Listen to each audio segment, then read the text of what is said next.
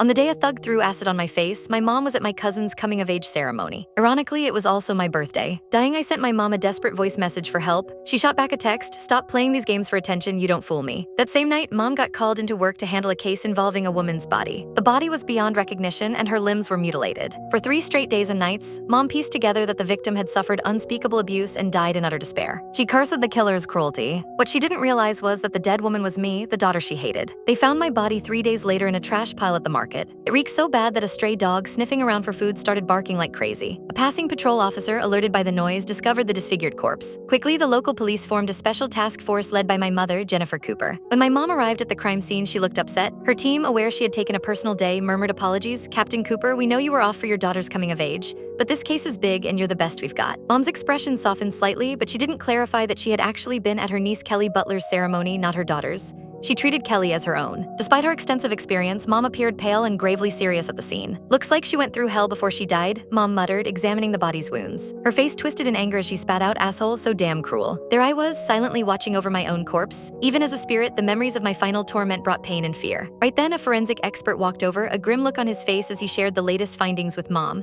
She bled out from her liver and, he hesitated, her fingerprints were destroyed. Identifying her is gonna be tough. Mom paused, her mind racing back to a similar case from a few months ago. There was a case like this out of state recently. Same MO, she directed one of her team, "Charlie, dig into that." Standing there as a spirit, watching my mom work so intently, I couldn't help but think, Mom has always been the person I looked up to all my life. The detectives hadn't found much since this wasn't the primary scene. Eventually, about 1,000 feet from the landfill, they stumbled upon a cake smashed on the ground, its frosting spoiled. Probably the victim's, one of the cops guessed. Mom bit her lip, pulled out her phone, hesitated, but finally made the call. All she got was a busy signal. She hung up quickly, her face clouding over as she muttered, "Where the hell is Yasmin messing around now? Didn't even show up for Kelly's ceremony. She's becoming ruder by the day, completely ignoring me." Suddenly, I was overwhelmed with sadness. I realized then Mom actually forgot that Kelly's ceremony was on my birthday. On that birthday, Mom had left with Kelly right in front of me, not even bothering to say a word.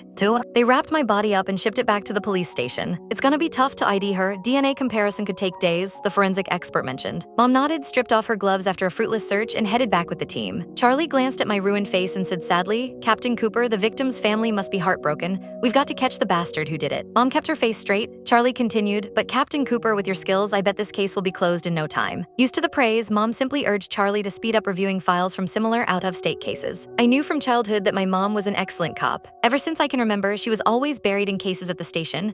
Her photo often made the news for her breakthroughs. They called her a whiz. Most of my childhood, I watched her on TV. In her police uniform, she looked so formidable that I admired her. Facing reporters, she'd calmly assert, "Our job is to protect the public, please trust us." I wondered, "Mom, what will you feel when you discover it's my body? Will you be sad for me? Probably not." I still remembered you yelling as you choked me, "I wish it was you who died."